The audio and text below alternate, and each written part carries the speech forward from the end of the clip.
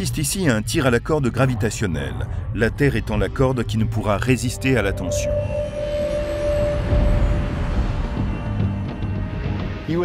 On aurait un cas d'extrême spaghettification.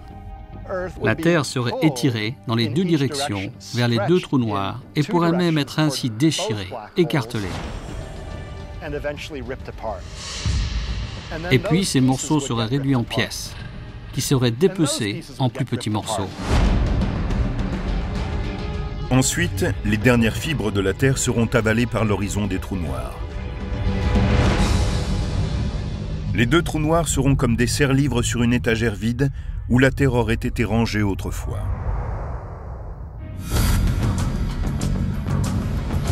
Il est rassurant de savoir que les chances que la Terre soit écartelée entre deux trous noirs sont proches de zéro.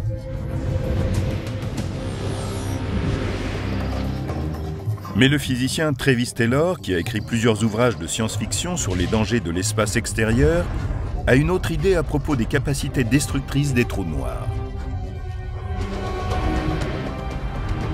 Si je voulais détruire la Terre, je proposerais qu'on capture un trou noir dans le noyau terrestre et qu'il la dévore de l'intérieur. Et je serais dans un vaisseau spatial pour la voir en train de s'effondrer. C'est le numéro 5 des 10 moyens de détruire la Terre, dévorer de l'intérieur. Un trou noir stellaire effectuerait rapidement le travail. Mais il existe d'autres possibilités fascinantes. Que pourrions-nous imaginer d'autre? Peut-être un trou noir de la taille de ma boucle d'oreille? Un trou noir de cette taille aurait la même masse que la Terre.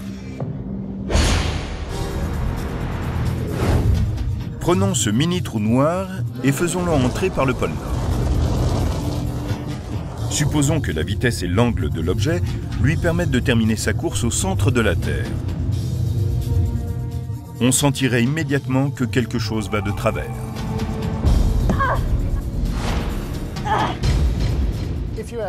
Si on faisait en sorte d'avoir un trou noir de la masse de la Terre au centre de celle-ci, on sentirait brusquement à la surface de la planète une attraction gravitationnelle 2 fois plus forte. Toute balle lancée d'en haut serait beaucoup plus rapide. Nous allons tous commencer à nous pencher.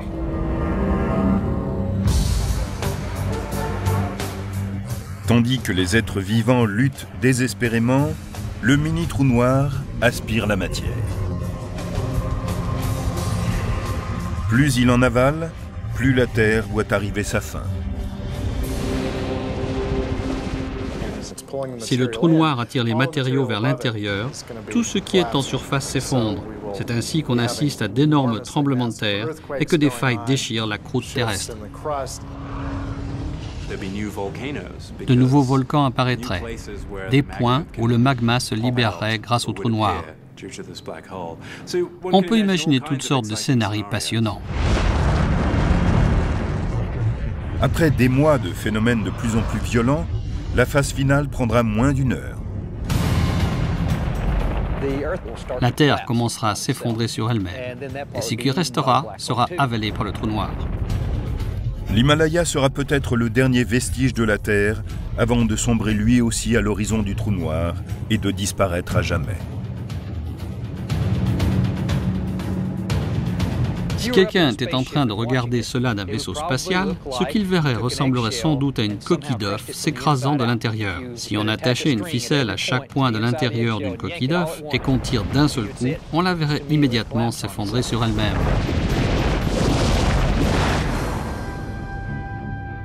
Il ne resterait que le trou noir et la masse de la Terre serait à l'intérieur.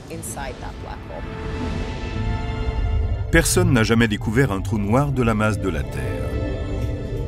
Les trous noirs se forment à partir d'étoiles mortes, de supernovas, au moins 10 fois plus massives que le Soleil. Mais il pourrait bien y avoir dans l'univers des trous noirs dont la masse serait 1 million de fois inférieure. Selon une hypothèse, peu de temps après le Big Bang, il y avait tant de matière très dense que des millions de mini-trous noirs, appelés primordiaux, pourraient s'être formés sans avoir besoin de la mort d'une étoile.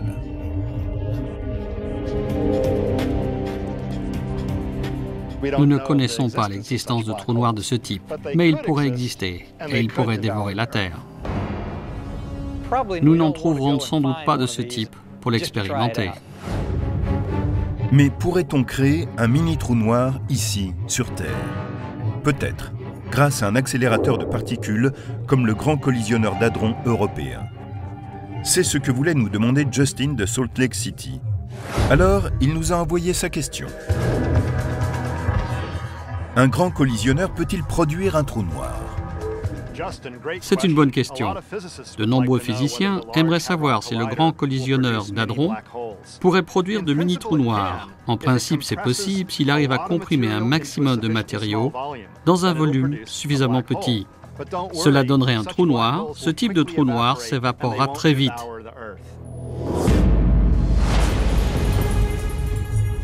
Dans l'espace, le pouvoir destructeur des trous noirs vient de leur irrésistible force de gravitation.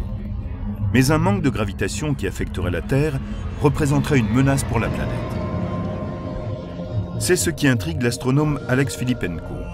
Ses études remarquables sur l'énergie sombre et l'accélération de l'univers lui ont inspiré sa propre vision de l'apocalypse. Mon moyen préféré de détruire la Terre est peut-être l'interruption de ce que nous appelons la gravitation. Et voici le numéro 4 des 10 moyens de détruire la Terre. Interrompre la gravitation. Tout ce que nous faisons dépend de l'équilibre que nous entretenons avec la gravitation. Mais si celle-ci décidait de mettre fin à cette relation? Sans elle, tout objet ascendant ne redescend jamais sur Terre. Les avions n'atterrissent jamais. Les arbres sont enracinés dans le sol jusqu'à ce que celui-ci se détache. Et tout cela n'est qu'un avant-goût du désastre à venir. La Terre elle-même commencerait à se morceler.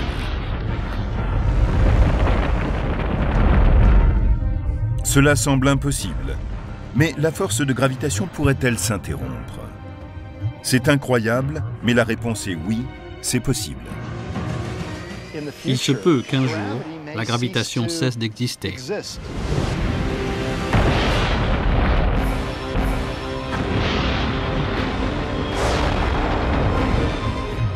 Des 10 moyens de détruire la Terre concoctés par les astronomes et les astrophysiciens, l'un des plus incroyables est le numéro 4. Interrompre la gravitation. Aujourd'hui, la gravitation est une des 4 interactions élémentaires responsables de tous les phénomènes physiques, avec l'interaction électromagnétique, l'interaction nucléaire forte qui tient ensemble les noyaux atomiques et l'interaction nucléaire faible, source de la radioactivité. Mais au moment du Big Bang, elle n'était que 2.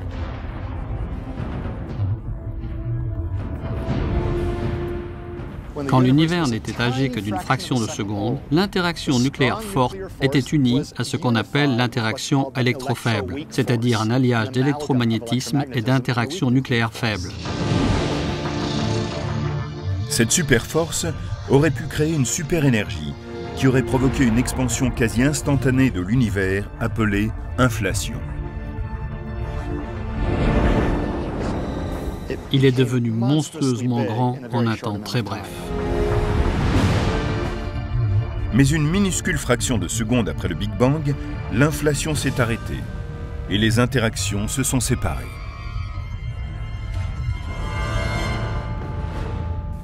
L'interaction nucléaire forte s'est séparée de l'interaction électrofaible et elles sont devenues 2 interactions différenciées. Si cette interaction qui semblait une a pu se séparer en 2, cela pourrait-il arriver de nouveau avec la gravitation? On peut simuler cette éventualité terrifiante à l'aide d'une simple pièce de monnaie.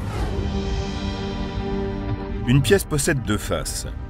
Mais si on transmet de l'énergie à la pièce en la faisant tourner, les 2 faces semblent se fondre. On ne distingue plus nettement le côté pile et le côté face, mais la pièce peut perdre son énergie et tomber d'un côté ou de l'autre. On a alors 2 résultats différents, dont aucun ne ressemble à la pièce qui tournait de façon sphérique et symétrique. De la même manière, la gravitation, à l'heure actuelle symétrique, pourrait un jour se séparer en deux aspects différents. Chacune de ces deux nouvelles forces aurait un comportement différent de celui de la gravitation que nous connaissons. Tout ce qui est regroupé par la gravitation se désintégrerait. Et cela signifierait la mort pour nous sur Terre. Les corps humains resteraient intacts parce qu'ils sont maintenus ensemble par l'interaction électromagnétique et non par la gravitation. Mais tout le monde s'envolerait dans l'espace et ne pourrait plus respirer. La Terre n'aurait plus la gravitation pour maintenir ensemble ces éléments. Jupiter et les autres géantes gazeuses se disperseraient. Le Soleil, dont la gravitation faisait autrefois tourner les planètes autour de lui, volerait en éclats. La plus grande partie du Soleil est une grande boule brûlante, maintenue par sa propre gravitation. On verrait donc sans doute une étoile dériver au loin assez rapidement. Le Soleil ne pourrait rester uni, la galaxie non plus, tout serait dispersé. La Terre ne serait plus que des particules aléatoires naviguant dans un coin d'un univers de poussière cosmique. Ce serait une fin assez extraordinaire. Évidemment, il y a une autre manière d'éparpiller la Terre en 1000 morceaux, c'est de la faire exploser. Ça n'est pas facile, mais il y a un moyen d'y parvenir. Créer une bombe dévastatrice d'antimatière. C'est le numéro 3 des 10 moyens de détruire la Terre. Annihilation par l'antimatière. Et c'est le préféré de l'astrophysicien Clifford Johnson. L'idée de l'antimatière possède en elle-même une certaine beauté. La beauté absolue et terrifiante d'une explosion réellement catastrophique venant de l'intérieur.